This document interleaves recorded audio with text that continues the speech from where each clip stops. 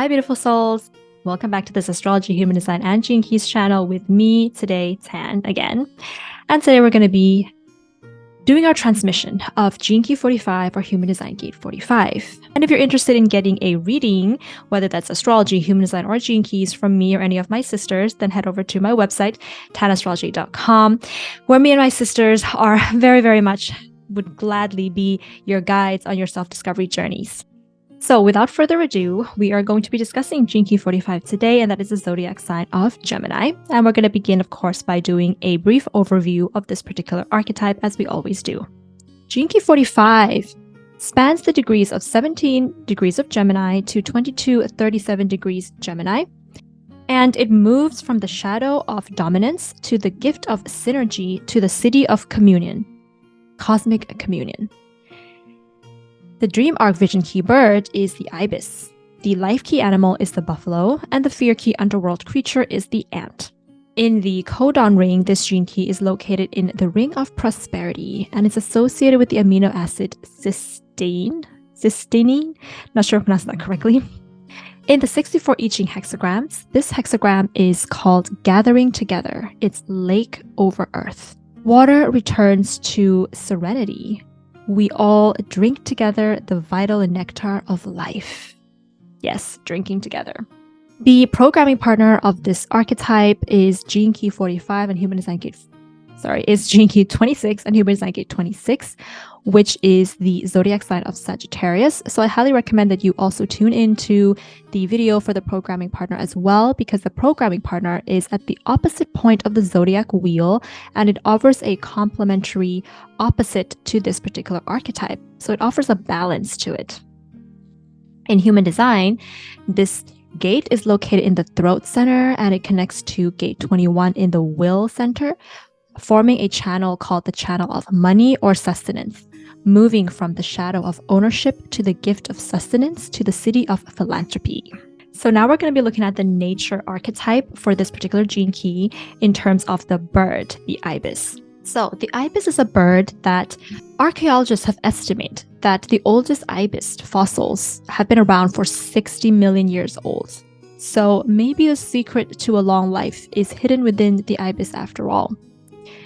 Evidence from autopsies on mummies have shown that because the curved bills of the Ibis is used to probe shallow water for insects, shrimps, water snails, and other creatures in the water, this made pools safe for villagers in the Egyptian times to bathe in, because otherwise there would exist a liver parasite from the water snails that would cause illness within the villagers during the Egyptian times.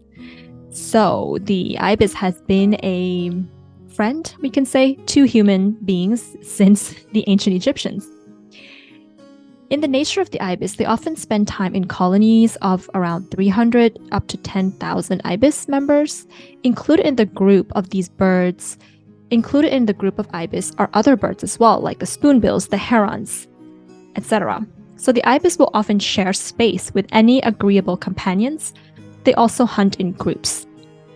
So this is a symbol of spending time with like minds and enjoying the strength and support of community. Even if in nature, birds of a different species would compete for territory, but not the Ibis. They will make it work with a bird of a different species even. Rather than competition, they will share. So that's going to be a major theme of this particular archetype, sharing. So what this means is if you have this archetype anywhere in your chart, maybe it's in your astrology natal chart, so it's maybe one of your angles or planets or points, or maybe it's in your gene key profile or in the human design body graph somewhere, this means that you have this archetype. And if you do, some of the traits that you may embody are, of course, like I said, are going to be sharing, community, support from community, building something together with cooperation, in a team or in a group of people, and very much focus on equality and sharing. That's kind of your traits here. Now, we can also have a shadow trait here as well, which is being a dominant person in these tribes or communities rather than that equality of sharing. So let's look at this archetype a little bit more by looking at the shadow of this particular gene key 45 first, as we all do. And the shadow here is called dominance. And what does that mean when you're in the shadow of dominance? So this particular gene key is associated with the hexagram, I Ching hexagram that is called gathering together. And of course, this is, when we look at the birth of the Ibis, it has been around for millions of years. It's very ancient in its nature. So this archetype is associated with something that has allowed human beings to survive for a very long time, and that is the ability of to gather together. Very early in our evolution, we as human beings have discovered that when we work together, we increase our chances of survival. Hunters, when they discovered that when they work in a team, they could hunt more and hunt better, it was this gathering around food that our civilization was born. And as tribal groupings multiplied, natural hierarchies begin to develop over time around a network of leaders or alpha leaders. So as the group or the community expanded, we then begin to feel like we need to have some kind of leadership coming into play. So hierarchies begin to form. And in the past, these hierarchies, or the person who was the alpha, was chosen to be the alpha because of the usefulness of their skills. Nowadays, these hierarchies still exist, as we can see in businesses, in communities, even in a country. But the person who is now in a position of the alpha is chosen to be there nowadays because of their money and wealth. So it's moved from, the people being in the position of alpha because of the usefulness of their skills to the amount of money they have, to the amount of wealth that they have. I mean, that's very normal to see in a business, right? If you are the business owner, you are the top of the hierarchy because you have more money than the people that are your employees or that are working for you. Very basic structure. However, our modern technologies and infrastructures actually allow us to be able to live in a world without hierarchies. But we are not there yet. We are still living in these worlds of hierarchies because of the old fear-based thinking that still exists. And this old fear-based thinking is based upon the survival of a family unit. Survival is still limited to the immediate or extended family if there are any. So instead of, let's say in a business, we have emphasis on teamwork and cooperation, and then everybody contributing equally and receiving rewards equally, the person who is the leader or at the top of the hierarchy of a company still wants to take more than the people in their team or the people they're cooperating with because they are still focused on how they have to feed their families. So tribal thinking still dominates over collective thinking. And family loyalties still outweighs corporate commitment. So therefore, people who are in these types of companies, or in most companies and businesses that we see in the world today, there is a need to feel more secure by having to climb to the top of the career ladder. And in order to do that, we get so competitive that we feel like we have to push other people down in order for us to get there. Or we have to keep people staying below us in order to stay above them. So in the shadow of dominance, you engage in oppression and the dishonoring of other human beings. This is the current modern day business model. So to make that clear for you guys and why this is the case, so let's say we have a business, right? And the owner of this business makes a lot of money, but he still gives his employees minimum wage, for example, because he has to feed not only his immediate family, like his wife and his kids, or she has to feed her wife and her kids, or her husband, her kids, but that business owner also has to take care of their own mother, their own father, maybe their nieces and their nephews. So there's a whole tribal, and it's not just about like sharing their resource with them there, but it's also about building up your own image so that you can be seen in a certain way by your family and by your extended family, or to make sure that you still have enough or more than enough for your family and for your extended family, or to make sure that your family has more than you need. So there's a little bit of a greediness there.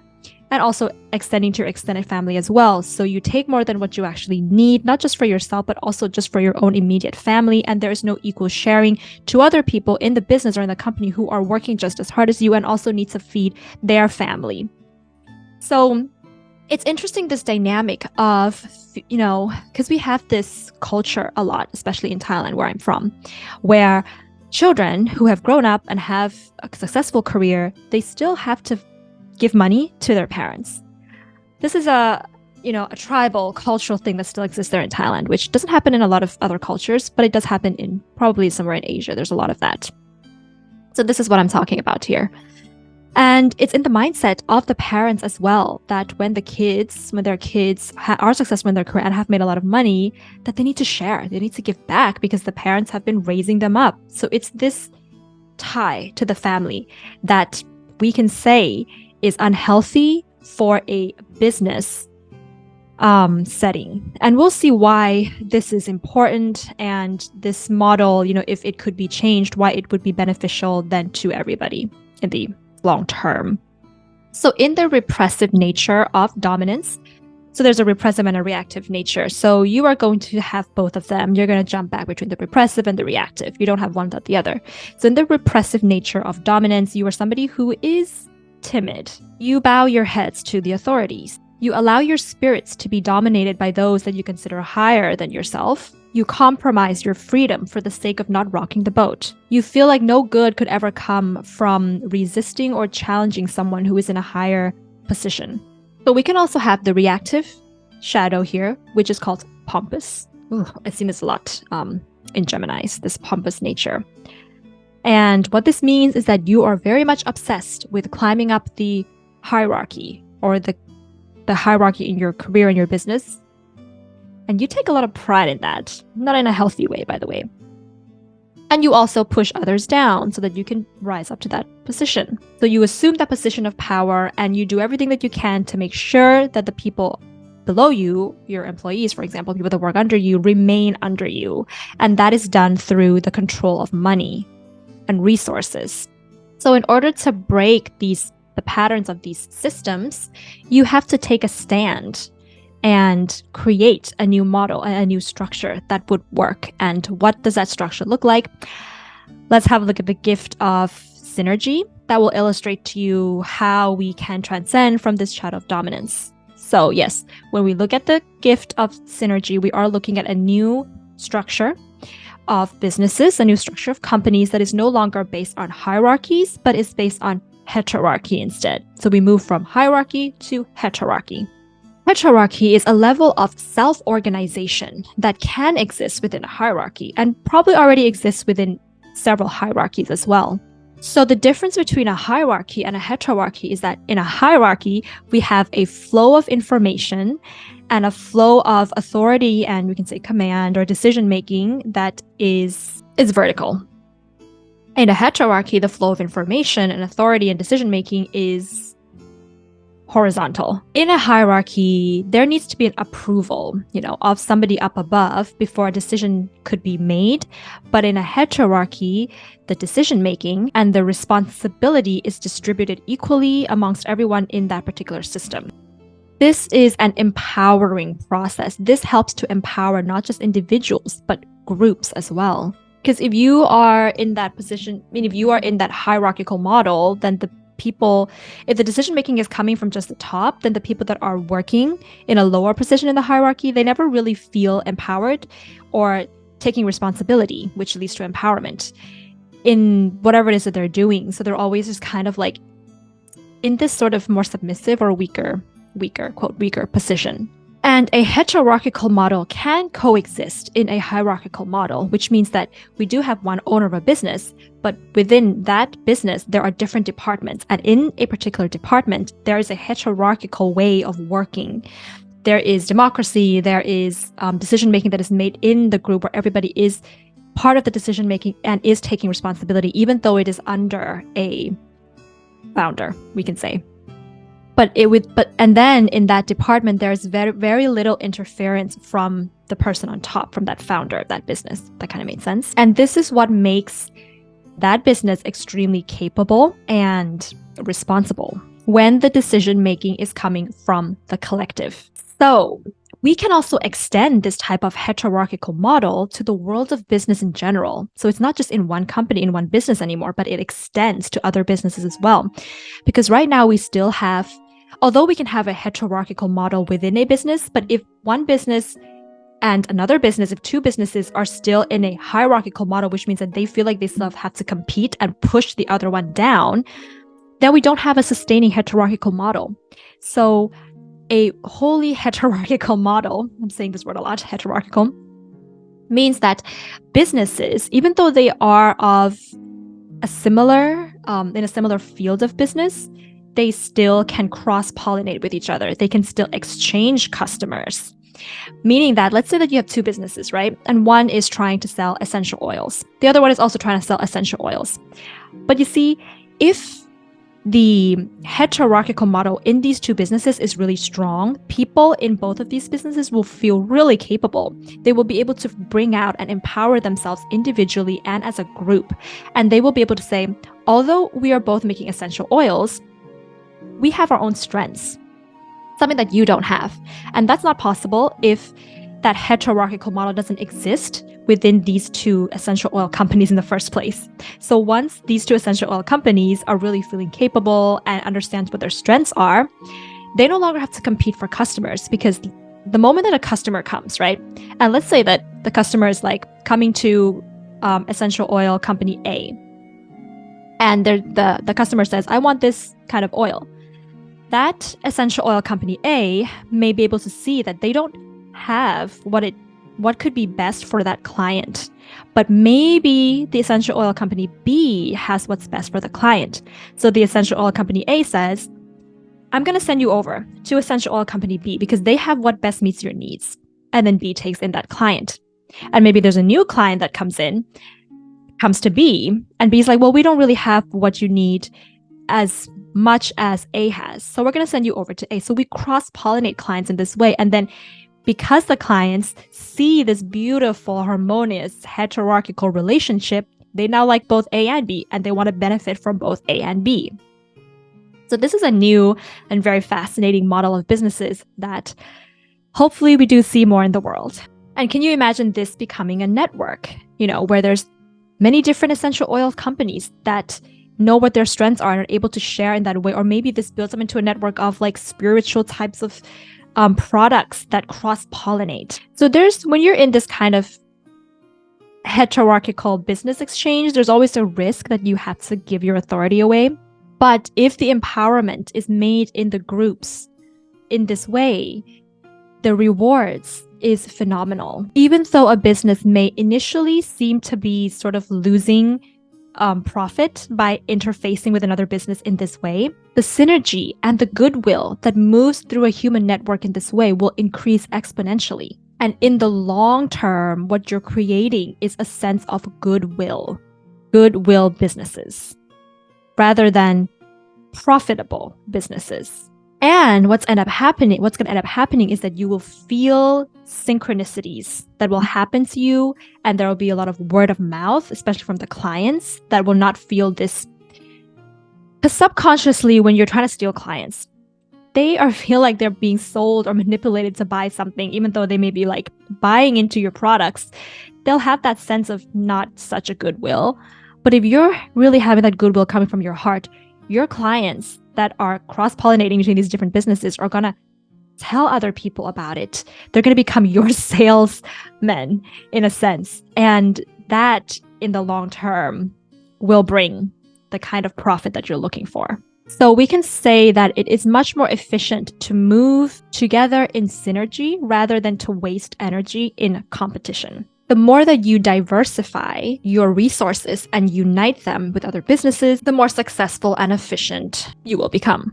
So first, you have to gather the people that you trust, and then you have to give them the freedom to pursue their gifts without interference, and then watch the magic unfold.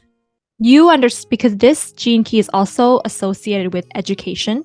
So this gene key really understands that it's much more important to empower people into self-empowerment rather than to save people and rescue people, especially when it comes to poverty and food. So when it comes to poverty, it's much more important to educate people to be self-sufficient rather than to just give them money, like rescuing them in that sense. Synergy entails sharing of the world's resources rather than trading of resources. All right, so we're going to move into the gift of communion in this case. Sorry, the siddhi of communion. And like I said, with all of my Gene Key videos, I don't want to go too deep into the siddhi because the siddhi is a state of being that's like an enlightened state of being where you don't really have to do anything anymore. You just have to be and you will become. The siddhi will dawn upon you once you are accessing the gift frequency continuously. So the siddhi of communion signals an end to money in general, which is a really hard concept to understand right now because if we don't have money, how can we make the world sustainable? So it's something to ponder on here. But Richard Rudd did say that with the siddhi of communion, we human beings are the true currency, and money is our prime means of interaction, as it directly reflects our frequency. So if you're operating from a frequency of fear, you will always try to maintain control of life through money. And if you have the energy of goodwill within you, the gift of synergy, then you can always alter and change the way that money moves in and out of your life. So when we have the siddhi of communion, we have an end to money. So then what do we have left? We have what Richard Rudd calls unconditional giving, which is a little bit hard to kind of imagine right now. But if the world, and that's why, we have to go through this evolution in humanity where that model of businesses, of heterarchical inside a business and heterarchy between businesses actually happen for a period of time. It actually happens around the world first. And then we can begin to understand and make our way into a world where money doesn't have to exist. But right now, it almost seems like, well, how are we going to do that? But I think we will begin to see it unfolding if we are engaged and if all businesses are engaged in that cross-pollination exchange. So Gene Key 45 comes after Gene Key 44. So the Gene Keys that comes next to each other always have some kind of relationship with each other. And Gene Key 44 is about teamwork and synarchy. And Gene Key 45 is about synergy and communion. You can see how they are very much similar to each other.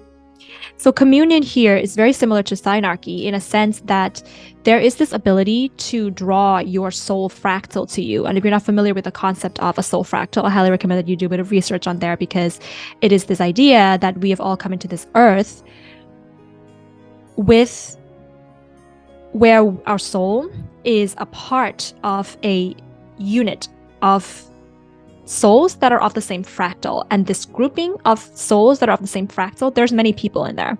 It's not like just you and another person, but there's many people in which you are of the same unified whole, and you've separated in your soul into different fractals. And communion and synarchy tells us that there is a possibility of finding people that are part of our fractal, a part of our soul tribe, we can say, and coming together to do something really good. Even within a synarchy, you still have leaders, but the leaders of synarchies are not individuals, but they're group leaders. They are operating from a single awareness. So this is also probably really hard to imagine, but Richard does say that the siddhi of communion not only brings an end to money, but also brings an end to food, because the human physical body as we know it today will evolve and mutate into a frequency of light, and we become synthesized to an even greater communion with the cosmos as a whole, as a light frequency. So I don't think any of us would be around to really see that in this lifetime, but it would be interesting to ponder on that for a little bit, into what our evolution of the human being could become. So that's going to be it for my transmission of Gene Key 45 and Human Design Gate 45. If you have this particular archetype, then comment below in the description box, in the comment section, not the description box, comment in the comment section what your experiences have been. And if you like this video, give it a thumbs up and hit the subscribe button if you haven't. If you already subscribed, then thank you very much, beautiful souls, for coming along with these astrology, gene keys, and human design journeys with me. I appreciate you all so, so much more than you can ever imagine. You are my heart and soul. And there's also a new feature now on YouTube, which is called Super Thanks. So it's underneath the video in one of the tabs there. If you feel like you like my videos, you like the content and the work and the effort that I've been putting in to create these videos for you guys, then give me a super thanks. I would really, really appreciate it. And yes, if you're interested in getting a reading, whether that's astrology, human design, or gene keys, then head over to my website, tanastrology.com, and see what kind of services me and my sister soul tribes have available there for you guys. We would love to be your guides on your self-discovery journeys. And that's it for today. Sending everybody so much love and communion. Bye.